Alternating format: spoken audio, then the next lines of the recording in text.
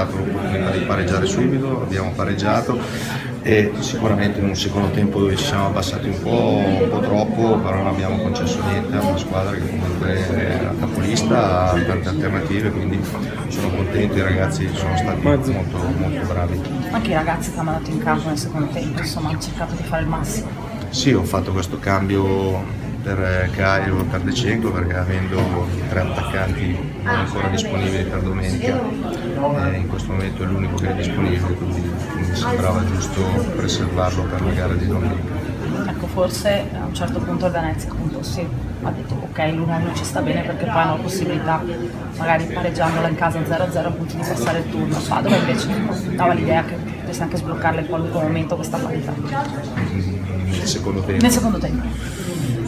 E il Padova poteva sbloccarlo No, in Venezia? mai, nessuna delle due, Venezia. Secondo me... Più Venezia. No, secondo me abbiamo... No, dopo l'uscita di De Cenco, no, magari. Esatto, dopo l'uscita di De Cenco, purtroppo c'erano tanti giocatori che avevano pochi minuti nelle gambe, quindi è normale che non avevamo più l'intensità e il ritmo che eravamo riusciti a tenere in fase di aggressione nel primo tempo. Ci siamo abbassati un po' per coprire gli spazi e non abbiamo concesso niente. È normale che anche per caratteristiche in questi casi se hai giocatori che ti danno la possibilità di ripartire veloce puoi creare più difficoltà e noi questo oggi abbiamo fatto fatica a farlo.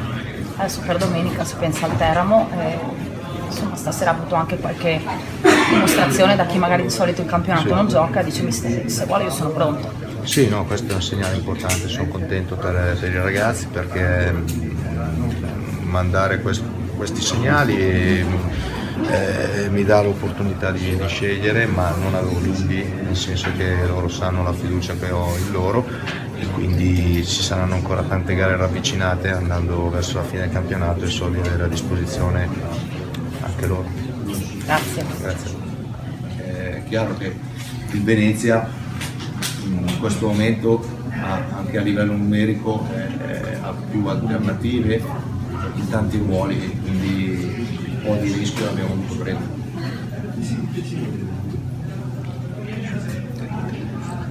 Sicuramente come giudichi il primo tempo alla fine è stato forse anche il migliore del Padova dal punto di vista del gioco, poi nella ripresa vi siete abbassati troppo, secondo te anche dal punto di vista fisico, visto che c'erano tanti che non avevano 90 minuti, te l'aspettavi?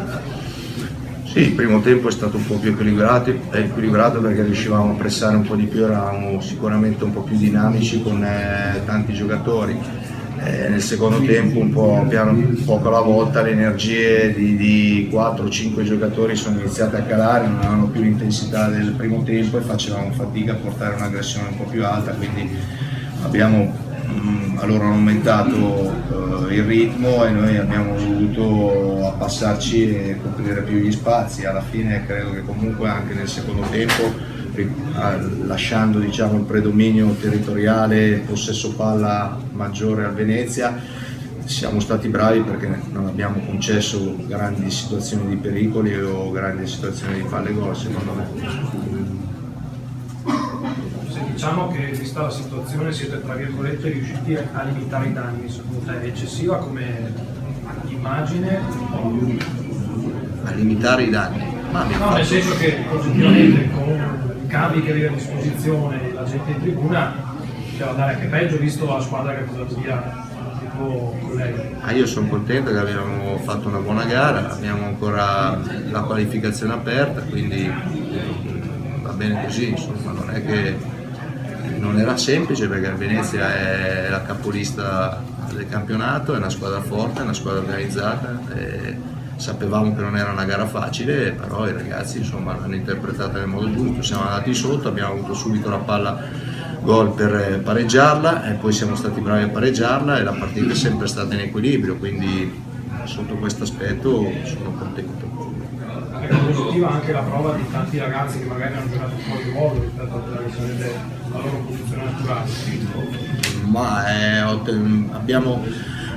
Ho deciso di coprire un po' di più gli esterni perché loro sono bravi a sviluppare quelle corsie con la mezzala, la punta esterna e il terzino, quindi abbiamo giocato un po' più aperti. Si tratta magari Bognotti che invece di fare il terzino destro ha fatto il terzino sinistro, però insomma ci sono tante volte che un mancino, un destro deve giocare a sinistra, era nel suo ruolo naturale, più o meno tutti gli altri li avevamo messi in condizione. Davanti forse Bob è una situazione in cui lui aveva già giocato a Taranto, però io credo che lui sia più bravo e possa dare di più quando gioca in un centrocampo.